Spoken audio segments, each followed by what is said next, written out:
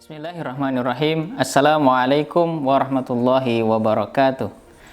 Alhamdulillahirabbil alamin. Alhamdulillahilladzi alafa baina qulubina fa asbahna bi ni'matihi ikhwana.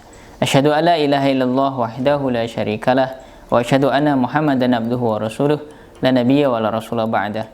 Allahumma shalli ala sayyidina Muhammad wa ala alihi wa sahbihi wa barik wa sallim wa radhiyallahu ta'ala anhu ajma'in. Amma ba'du. Faya ikhwati fillahi rahimakumullah, usikum wa iyyahi bitaqwallah faqad fazal muttaqun. Adik-adik yang dimuliakan oleh Allah Subhanahu wa taala, alhamdulillah kita bersyukur kehadirat Allah Subhanahu wa taala yang telah melimpahkan banyak sekali nikmat kepada kita sehingga kita bisa berjumpa meskipun virtual seperti ini. Tetapi nikmat dari Allah Subhanahu wa taala kepada kita adalah nikmat yang banyak sekali, yang apabila kita hitung jumlahnya, maka wa in ta'uddu nikmatallahi la tuhsuha. Jika kalian hitung nikmatku, kata Allah, maka la tuhsuha. Kita tidak akan dapat menentukan jumlahnya. Salawat teriring salam mudah-mudahan senantiasa tercurahkan kepada junjungan kita, yakni baginda Rasulullah Muhammad sallallahu alaihi wasallam, beserta keluarga, sahabat, dan para pengikut beliau sampai akhir zaman, dan mudah-mudahan kita termasuk di dalamnya. Adik-adik sekalian kelas 10 yang berbahagia, semoga Allah menjaga kita dari wabah virus corona ya, yang sedang melanda di seluruh dunia. Semoga Allah jaga sekali lagi diri kita dan keluarga kita dan seluruh keluarga besar SMIT Nur Hidayah dari wabah ini. Teman-teman sekalian, Ustadz ingin melanjutkan pembelajaran PAI Plus kita. Kemarin kita sudah mempelajari atau sudah membahas tentang adab ya. Sebenarnya ini masih berkaitan karena di pertemuan yang sekarang ini adalah melanjutkan pertemuan sebelumnya tentang pengantar adab menuntut ilmu. Nah, hadirin sekalian, kemarin kita sudah cerita tentang para ulama ya, dari mulai definisi, kemudian penguatan ya pentingnya tentang adab ini, kemudian dilanjutkan dengan pendapat-pendapat para ulama, khususnya 4 imam mazhab yang sudah kita bahas bersama. Nah, melanjutkan itu, saya ingin bercerita seorang ulama ya, beliau bernama Imam An-Nawawi, menuliskan satu kitab hadis yaitu Riyadhus Shalihin, atau beliau juga menuliskan satu kitab kecil yang sangat masyhur yang juga menjadi kewajiban bagi kita untuk berusaha menghafalnya, yaitu 40 hadis Arba'in An-Nawawi. Nah, Imam An-Nawawi ini dalam proses beliau menuntut ilmu itu luar biasa ya, menjaga sekali adab di dalam menuntut ilmu. Bahkan kebiasaan-kebiasaan para penuntut ilmu, termasuk kebiasaan Imam An-Nawawi ini, ketika beliau akan belajar kepada gurunya, akan berangkat ya menuntut ilmu, maka apa yang mereka lakukan? Yang mereka lakukan di jalan, mereka berinfak, bersedekah. Mereka bersedekah ketika akan menuntut ilmu, dan ketika setelah bersedekah mereka bertawassul dengan amalnya, dengan sedekahnya itu, dan berdoa kepada Allah Subhanahu wa taala. Apa yang didoakan oleh Imam An-Nawawi dan para penuntut ilmu pada saat itu? Yang didoakan ada dua, paling tidak ada dua hal. Yang pertama, beliau berdoa, ya Allah, tutuplah aib guruku. Jadi minta untuk ditutup aib gurunya ya atasku, sehingga seorang murid ini tidak melihat aib gurunya. Kita tahu guru itu juga seorang manusia biasa yang memungkinkan untuk berbuat salah, khilaf, bahkan dosa ya.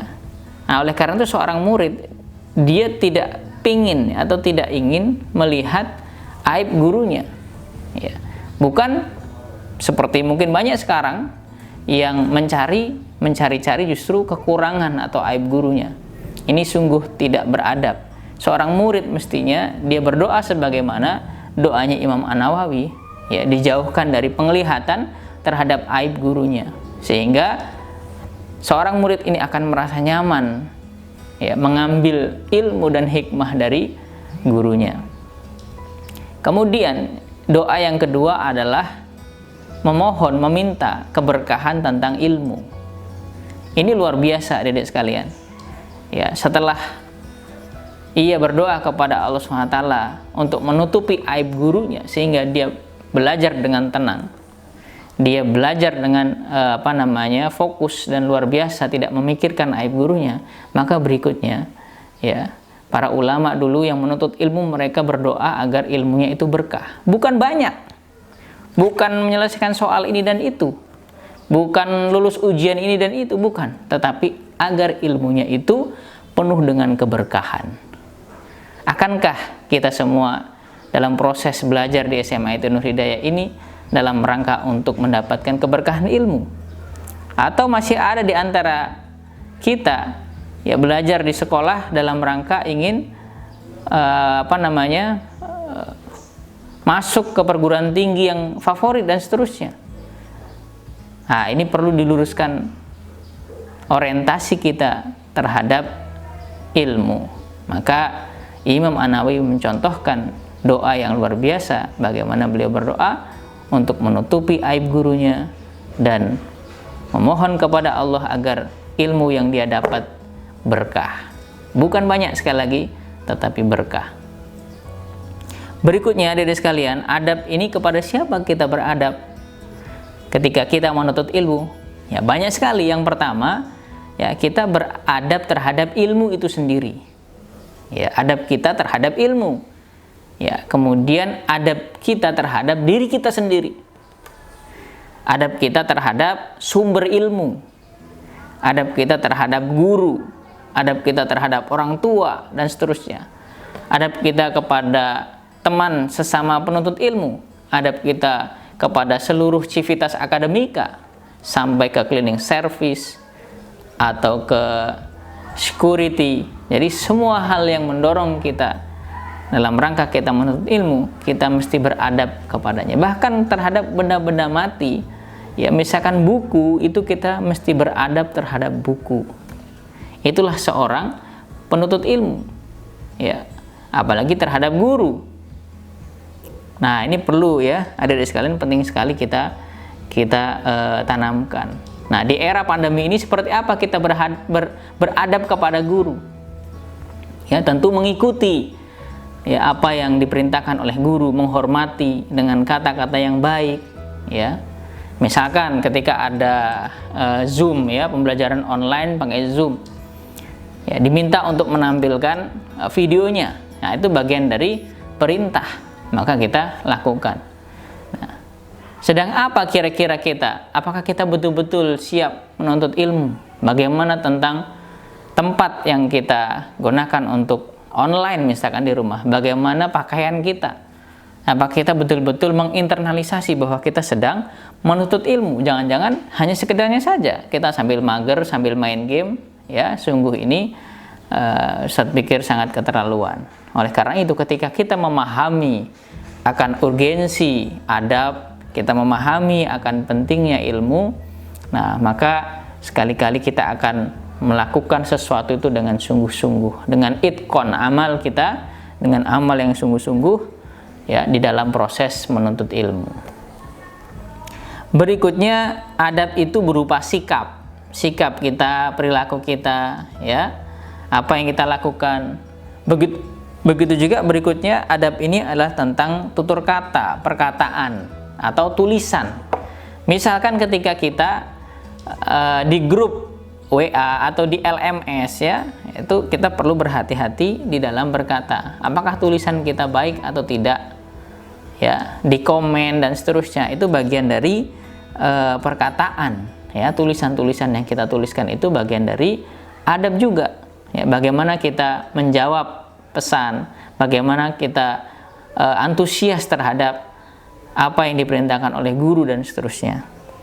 Nah, adik-adik sekalian, nah ini penting bagi kita, terutama apalagi ini daya jangkaunya terlalu jauh para ustazah yang beda tempat. Kami di SMA IT Nur Hidayah, ya, di sekolah kita, teman-teman di rumah yang jauh dari sini, ya, sehingga controlling secara langsung itu kami tidak bisa lakukan.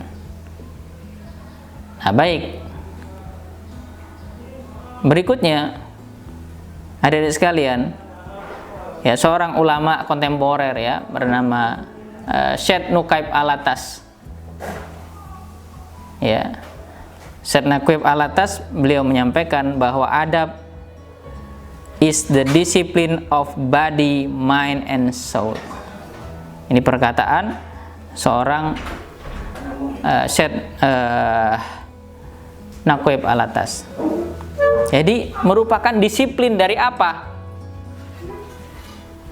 Dari tubuh kita, dari badan kita untuk melakukan sesuatu, dari pikiran kita dan apa yang kemudian kita rasakan. Nah, berikutnya hadirin sekalian, ya, kita perlu belajar adab itu dari akar adab itu sendiri. Bahwa akar adab itu sendiri itu adalah bahasa dan sastra. Ya, belajar adab, mari kita coba tarik dari akar adab itu sendiri, yaitu dari bahasa dan sastra. Al-Quran sendiri itu mengandung ketinggian sastra yang sangat luar biasa, ya. Nah, sehingga nanti ada ketika kita belajar adab, maka ketika zaman nubuah, zaman di mana baginda Nabi SAW masih hidup, maka ada Al-Quran sebagai sastra ya yang tinggi sekali, kemudian hadis ya berupa kata-kata dari baginda Nabi SAW, kemudian syair-syair ya. Maka syair itu tidak dilarang di dalam Islam, bahkan ada fungsinya sendiri. Kita tahu bahwa Bunda Aisyah radhiyallahu anha sangat banyak sekali menghafalkan syair-syair, termasuk juga Imam Syafi'i. Beliau nanti juga menuliskan dan bersyair, tentu yang isinya tentang pesan-pesan kebaikan. Di zaman tabi'in, perhatian terhadap bahasa tercermin pada nahwu, shorof ya, pelajaran-pelajaran tata bahasa di dalam bahasa Arab. Ya, di zaman tabi'in sudah mulai adanya bahasa Arab ini sebagai bidang ilmu, khususnya adab ini sebagai bidang ilmu ya, dari sisi bahasa. Nah, kalau kita lihat tulisan-tulisan para ulama yang dia berpesan tentang adab itu banyak diutarakan dengan bahasa-bahasa yang penuh dengan sastra. Nah, oleh karena itu kita perlu belajar syair, belajar sastra, sehingga ini berdampak pada jiwa kita ya, pada tingkah dan perilaku kita kesehari-hari. Nah, ini penting untuk kita pelajari bersama. Ada di sekalian, misalkan contohnya ketika Imam Syafi'i ya menyampaikan ya tentang pandangan Imam Syafi'i tentang macam-macam ilmu. Nah, beliau mengatakan, barang siapa mempelajari Al-Quran, maka ia akan menjadi seorang yang bernilai tinggi. Barang siapa yang merenungkan masalah fikih, maka kemampuannya akan semakin cerdas. Dan barang siapa yang menulis hadis, maka hujahnya akan sangat kuat. Dan barang siapa yang menekuni bahasa dan sastra, maka perangainya akan menjadi lembut. Barang siapa yang menekuni bidang ilmu hitung, maka sehatlah pikirannya. Dan barang siapa yang tidak menjaga dirinya dari perbuatan maksiat, maka ilmunya tidak akan memberi manfaat. Itu kata-kata Imam Syafi'i yang sebenarnya kalau dalam bahasa Arab ya, itu memiliki pilihan-pilihan kata yang dipilih oleh Imam Syafi'i, itu kemudian menjadi satu rangkaian sastra yang indah. Ya. Imam Al-Ghazali di dalam kitabnya ya, beliau mengatakan, ajarkan anak-anak Al-Quran, hadis dan kisah-kisah orang solih, kemudian menghafal syair-syair yang baik. Jauhkan dari syair-syair yang tidak baik dan sastrawan yang sekuler, karena akan menumbuhkan keburukan di hati mereka. Nah, ini berkata Imam Al-Ghazali dalam kitabnya, ya, Ihya Ulumuddin, ya. Kemudian melanjutkan pesan ulama misalkan tentang ikhlas, ya, tentang ikhlas ketika belajar, ya. Beliau menyampaikan man talabal ilma lil ma'ad faza bi fadli minar rosyad fanala husnan li talibi binaf bi fadli nailin minal ibad. Nah, ini jadi ada bahasa sastra, ya. Barang siapa yang menuntut ilmu untuk meraih kebahagiaan negeri akhirat, ia akan beruntung meraih kemuliaan dari Allah yang Maha Pemberi petunjuk. Maka dia pun akan meraih kebaikan yang berasal dari hambanya. Bahasa Arabnya tadi, ya, penuh dengan sastra. Ya, berikutnya perintah untuk meninggalkan dosa. Ini juga Imam Syafi'i menuliskan syairnya. Bahkan ini pengalaman yang ditulis oleh Imam Syafi'i. Ini berupa syair. Ya, syakautu ila waqi su'al khifzi, ya, aku mengadu kepada Waqi, ya, gurunya Imam Syafi'i, tentang kelemahan hafalanku. Ia pun memberikan nasihat agar aku meninggalkan maksiat, ya. Fa arsyadani, ya, ia pun arsyadani, memberikan irsyad, petunjuk, ila tarkil ma'asi, ya, kepadaku agar meninggalkan maksiat. Fa akhbarani bi annal ilma nurun wa nurullahi la yuhda li'asi. Ia memberi tahuku pula bahwa ilmu itu cahaya, dan cahaya Allah tidak diberikan kepada orang yang maksiat. Nah, ini pesan-pesan tadi berupa syair oleh Imam Syafi'i dituliskan, ya. Misalkan menuntut ilmu untuk pemuda, ya, jadi akhiran-akhiran itu bisa dibaca, itu kan, berupa syair. Ya, ini artinya misalkan siapa yang kehilangan waktu belajar pada waktu mudanya, takbirlah kepadanya 4 kali, anggap saja ia sudah mati. Seorang pemuda akan berarti apabila ia berilmu dan bertakwa. Apabila kedua hal itu tidak ada pada pemuda, pun tak bermakna lagi, ya, pemuda pun tak bermakna lagi. Kemudian beliau melanjutkan, ya, tentang menulis ilmu, ya, mencatat ilmu, ya. Ini berupa syair nih, ya. Al ilmu saydun wal kitabahu qaiduh. Ya, jadi ini berupa syair. Ilmu itu bagaikan binatang buruan, dan menulis adalah pengikatnya.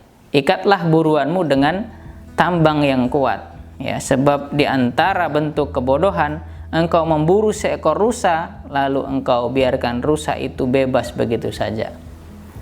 Nah, ini contoh-contoh dari syair, ya, yang ditulis oleh Imam Syafi'i. Kemudian misalkan dalam kitab Al-Hikam, ya, Ibnu Athaillah, ya, di dalam Al-Hikamnya beliau juga berpesan, ya. Dan pesan-pesan yang diberikan ini lagi-lagi berupa untayan-untayan syair. Nah, jangan kau tuntut Tuhanmu karena terlambatnya permohonanmu, tapi tuntutlah dirimu karena kurangnya adabmu. Ketika dia mewajibkanmu berkhidmat kepadanya, sebenarnya dia hanya mewajibkanmu untuk masuk ke surganya. Nah, ini kata-kata ini berupa syair. Kemudian berikutnya, hadirin sekalian, nah, ini syair yang terkenal nih, ya, kalau mungkin dari pondok pesantren, ya, terutama di kalangan Nahdien. Nah, ini sudah sangat terkenal nih, syair Al-Ala, ya. Nah, Al-Ala la tanul ilma illa bisittatin sa'unbika an majmu'iha bibayanin. Nah, jadi ini syair Al-Ala tentang menuntut ilmu, ya. Ini disampaikan oleh Imam Asy-Syafi'i. Dzuka'in wa hirsin wastibarin wa bulghatin wa irsyadi ustadin wa tuli zamanin. Katakan, ketahuilah engkau tidak akan memperoleh ilmu kecuali dengan 6 perkara.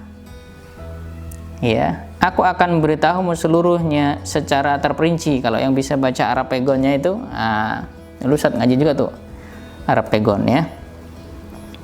Apa 6 perkara itu? Yang pertama adalah kecerdasan, yang kedua semangat, yang ketiga kesabaran, yang keempat biaya, ya, yang kelima nasihat guru, dan yang keenam adalah waktunya itu lama, ya. Watuli zamanin, waktunya lama. Yang pertama kecerdasan. Jadi ketika kita akan menuntut ilmu, maka syarat pertama dari disampaikan oleh Imam Syafi'i ini adalah kecerdasan. Jadi bukan menuntut ilmu kemudian jadi cerdas, tetapi kecerdasan itu adalah bekal untuk menuntut ilmu, ya. Bagaimana cerdas itu? Ya, cerdas itu adalah kita tahu cara menuntut ilmu. Jadi kita tahu bagaimana caranya belajar. Mungkin diri kita harus tahu bagaimana cara saya belajar dengan baik. Bagaimana saya cerdas itu memiliki visi yang panjang. Ya, cerdas itu dia memiliki visi yang panjang. Jadi belajarnya bukan hanya untuk hari itu juga, tapi dalam rangka mempersiapkan jangka panjang. Ya kan? Nabi mengatakan al-kayyisu, bahwa orang yang cerdas itu adalah orang yang mengingat kematian dan mempersiapkan kehidupan setelah kematian. Ya, kalau disimpulkan dari kata-kata Nabi ini, bolehlah Ustaz menyimpulkan bahwa orang cerdas itu visinya jauh, bahkan melampaui umurnya karena sudah mati. Ya kan, yang dipikirkan itu adalah kehidupan setelah kematian. Berarti kesimpulannya orang cerdas itu dia visinya panjang, bahkan melampaui umurnya. Nah, maka seorang yang cerdas itu, ya, dia belajar dengan cerdas, dengan cara yang cerdas. Gimana dia belajar? Tidak biasa-biasa saja. Ya, bagaimana dia bisa belajar sehingga dia mempersiapkan kesuksesan yang panjang. Tidak hanya dalam waktu yang dekat. Ya, misalkan kalau dalam waktu dekat, misalkan, ya kan, itu ya hanya untuk saat itu saja, tetapi dia tidak memikirkan jangka panjang, sukses yang lebih jauh. Ya, salah satu hasilnya itu misalkan kejujuran. Ya, kejujuran itu sukses jangka panjang misalkan. Dan lain sebagainya ya. Kemudian berikutnya adalah semangat. Ya, tentu kita harus menghadirkan semangat. Kalau kita sebagai penuntut ilmu, selain cerdas dalam menuntut ilmu, ya, cara-cara menuntut ilmu seperti apa, cara-cara dengan guru mungkin beda-beda. Ini kalau ustadz ini seperti ini, ustazah ini seperti ini, ya, karakter guru beda-beda sehingga kita bisa menyesuaikan diri, ya. Itu salah satu kecerdasan dalam menuntut ilmu. Yang kedua itu semangat, hamasa, ya. Nah, ya, jadi kita semangat, semangat di dalam menuntut ilmu, ya, pokoknya ada semangat. Ya, bayangkan kalau teletoy, nggak antusias. Jadi guru kirim LMS, siap ustazah, dilihat dia antusias, ya kan. Tapi kalau dia pemalas, dia leto, ya ya enggan, ya. Jangankan keberkahan, mungkin ilmu dia tidak akan dapatkan. Jadi antusias menyambut ilmu, antusias belajar, antusias membaca. Jadi semangat yang terwujud dalam amal-amal nyata berupa belajar, ya, menyambut ilmu. Kemudian yang berikutnya adalah kesabaran, ya. Tentu kita harus sabar terhadap apa saja di dalam menuntut ilmu. Sabar kalau kita ini nggak bisa-bisa, ya kan. Sabar kalau kita ini ada banyak sekali rintangan yang menghalang. Sabar kalau kita ini digoda oleh teman-teman kita, oleh hal-hal yang jauh, justru akan menjauhkan kita tentang ilmu, apalagi tentang keberkahan ilmu. Ya, sabar kita menahan godaan kesenangan-kesenangan yang menghancurkan kita, kesenangan-kesenangan yang melalaikan kita. Sabar memikul beban, sabar dengan tugas-tugas dari guru yang banyak. Ya, sabar menyelesaikan tugas-tugas itu. Jadi kesabaran banyak sekali. Sabar dengan perilaku guru. Itu juga kita harus sabar dengan apa yang guru perintahkan kepada kita, kita harus sabar. Ya, salah satu yang apa namanya, ini ya mungkin riset kecil ya, salah satu yang mungkin menyebabkan ketidakberhasilan belajar di sekolah kita, salah satunya adalah banyak komplain ya, baik dari anak maupun dari orang tua ya. Hati-hati nih, diskusikan dengan orang tua, jangan banyak komplain ya. Diskusikan, oh ini ustadznya ngasih tugas banyak, oh ini ustadznya semua. Jadi kritik terus ustadz itu dapat mengurangi keberkahan ilmu anaknya. Ini bagi orang tua, begitu juga sang anak ya. Ya, terima saja dari guru apa nih, Ustadz, mohon maaf Ustadz. Jadi dengan bahasa yang bagus, kalaupun itu harus menanyakan, Ustadz saya tidak Ustadz misalkan. Jadi seperti itu ya, termasuk bahasa itu hadirkan dulu misalkan ya, salam, mohon maaf, perkenalkan diri. Nah, itu ya. Jadi sabar ya. Kemudian berikutnya apalagi nih? Biaya. Jadi menuntut ilmu itu kata Imam Syafi'i membutuhkan biaya. Bahkan Imam Syafi'i seorang yang fakir, seorang yang yatim, dia menyadari bahwa menuntut ilmu itu perlu biaya. Ya, maka meskipun dapat beasiswa, meskipun dapat apa, ya upayakanlah untuk menjamu ilmu itu, untuk menjemput ilmu itu kita modal beli buku, ya kan? Modal beli perangkat ya, modal kita melaksanakan tugas dengan membeli alat-alat, praktikum dan seterusnya. Ya, jadi kita perlu biaya, apalagi kalau kuliah sekarang kan mahal sekali ya, UKT ataupun kalau masuknya via UM itu, wah itu Ustadz kemarin mas-mas kalian itu cerita banyak sekali tuh yang harus dikeluarkan. Tapi itu memang sebuah keniscayaan. Jadi menurut ilmu salah satu modalnya itu adalah biaya yang harus kita keluarkan. Nah, berikutnya termasuk di SMIT ya, kan ada biayanya, itu bagian dari upaya ya agar mendapatkan ilmu ya dan keberkahan ilmu. Kemudian berikutnya adalah irsyadul ustadz, nasihat guru, ikuti nasihat guru. Ya kan? Ikuti nasihat guru yang baik-baik kita ikuti ya. Jangan komplain kepada guru. Bahkan kemarin Ustadz ulas lagi apa kata-kata Sayyidina Ali bin Abi Thalib.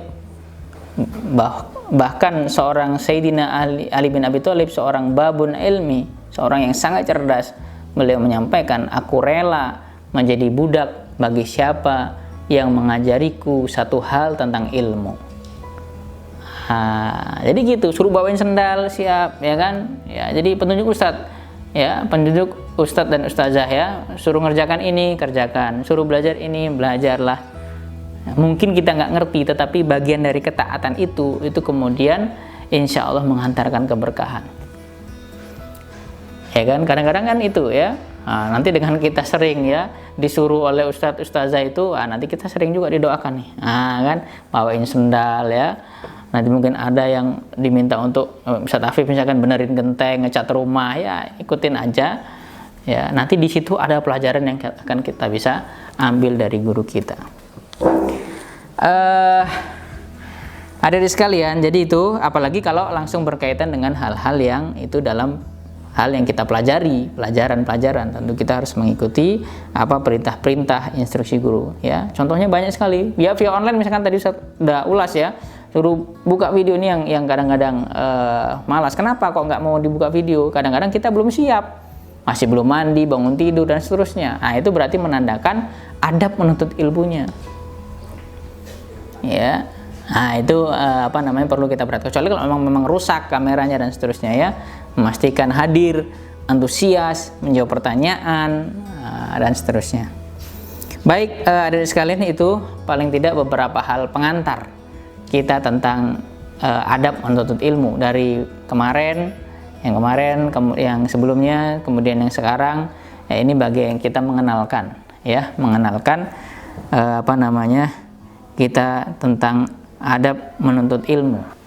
Imam An-Nawawi dalam kitabnya Riyadhus Shalihin, beliau menuliskan satu bab tentang adab, dan beliau dalam bab itu mengutip satu hadis ya, atau memulai hadis di bab itu dengan hadis tentang malu ya.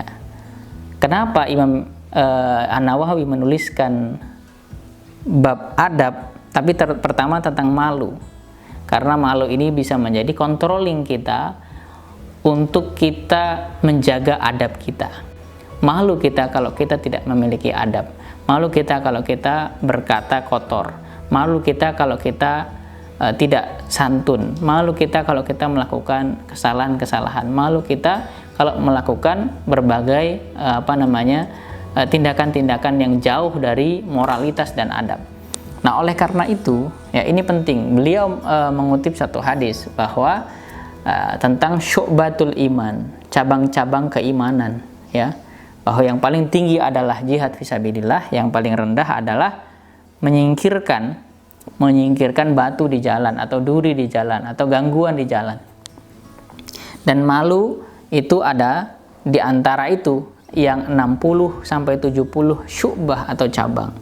Nah, adik-adik sekalian, teman-teman sekalian, kalau kita perhatikan tentang cabang keimanan ini, pasti dia akan mengacu pada amal. Keimanan pasti dia akan terwujud dalam amal. Misalkan contohnya, amal yang paling tinggi jelas jihad fisabilillah, ya. Dia jelas berangkat untuk berjihad, berperang. Yang paling rendah itu menyingkirkan duri di jalan. Ya, menyingkirkan duri di jalan atau batu di jalan atau gangguan di jalan, itu yang paling rendah cabang iman, syu'batul iman yang paling rendah. Yang paling rendah pun dia akan menghantarkan diri pada amal nyata, yaitu menyingkirkan batu itu di jalan. Jadi iman itu dia teraplikasi di dalam, terejawantah di dalam kehidupan nyata, yaitu berupa perbuatan. Begitu juga malu.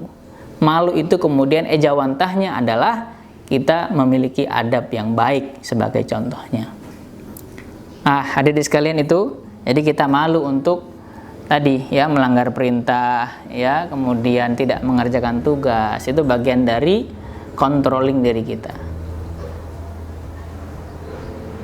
Nah, itu pembelajaran kita tentang pengantar adab. Ya, kemarin sekali lagi kita sudah belajar sampai sekarang tentang adab, ya, pengantar adab. Semoga Allah Subhanahu wa taala memberikan kekuatan kepada kita, taufik dan hidayahnya kepada kita agar kita memiliki adab dan akhlak yang baik sebagai seorang muslim, muslimah, sebagai seorang manusia, sebagai seorang murid.